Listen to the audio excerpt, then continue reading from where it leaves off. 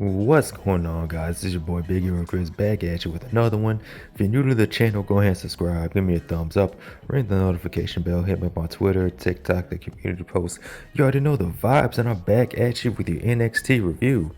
Well, this isn't really a full NXT review. There's like three major things I really wanted to talk about from this week's show. It was an overall good show. I think it was in Cincinnati, Ohio. Yeah, you had Moose defending the X Division Championship against Lexus King, and the match was actually pretty good. I'm not the biggest fan of Moose, but I can give dude his props. He's good. Still not a fan, but it was a good match. It's cool to see the X Division Championship defended in WWE. I never thought I'd live to see the day.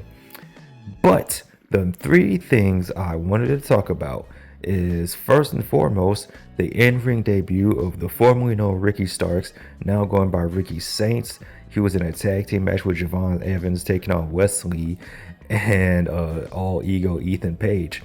And one of the funny things about this match was during the match you had the crowd chanting Tony fumbled. They chanted it twice. They chanted it during the match and after the match, but that was hilarious. Just hilarious. Tony, you did fumble, because this is the first time Ricky Saints has wrestled a televised match in 11 months. The last time he wrestled was on AEW, I want to say Collision last year.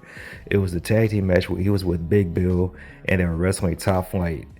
And that was last year. That was the last time he's wrestled a televised match. So Tony indeed fumbled with Ricky Saints. But he did have a good showing. He's got a new theme. The entrance was pretty dope. Def Rebel always does that thing where they have to have you as a wrestler say something before the theme starts, so you'll know who the wrestler is.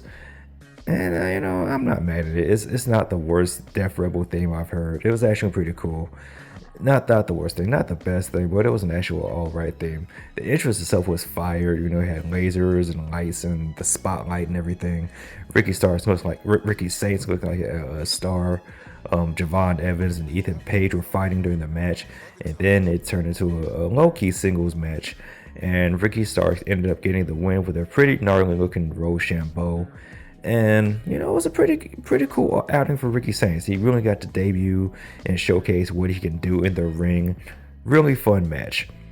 The second thing I want to talk about is the return of the Hardy Boyz, not only to WWE, but their first time wrestling in NXT. They wrestled the No Quarter Catch crew, and it was what it was. It was fun. The Hardy Boyz still doing their thing. I've been watching the Hardys since 1998.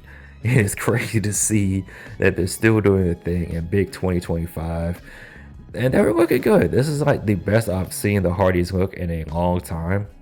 It was something about them wrestling in WWE. Same thing with Moose. These guys were wrestling like they were auditioning for a job. You feel me? But it was a fun match. The Hardy Boyz ended up getting the win with a vintage Twist of Fate Swanton Bomb combo.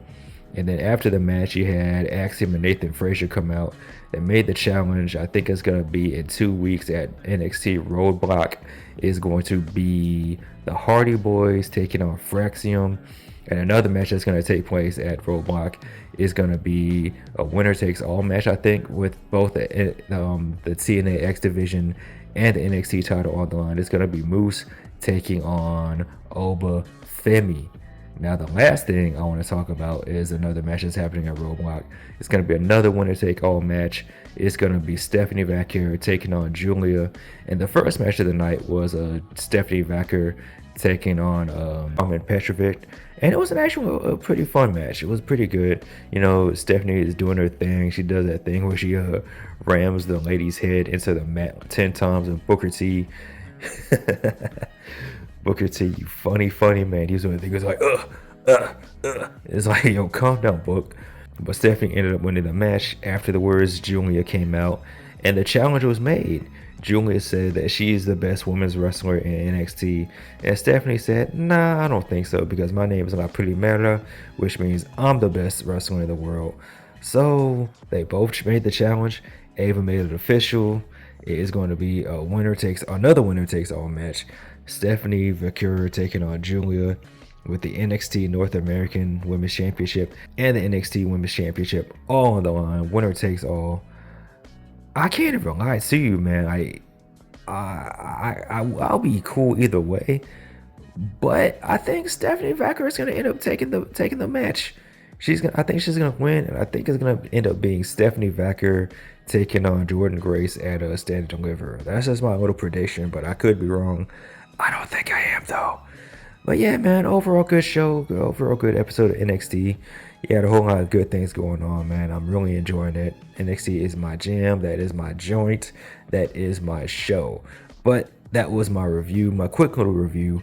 Let me know what you guys think in the comment section below. Of course, as always, like, comment, and subscribe. You guys take care. I'm out. Peace.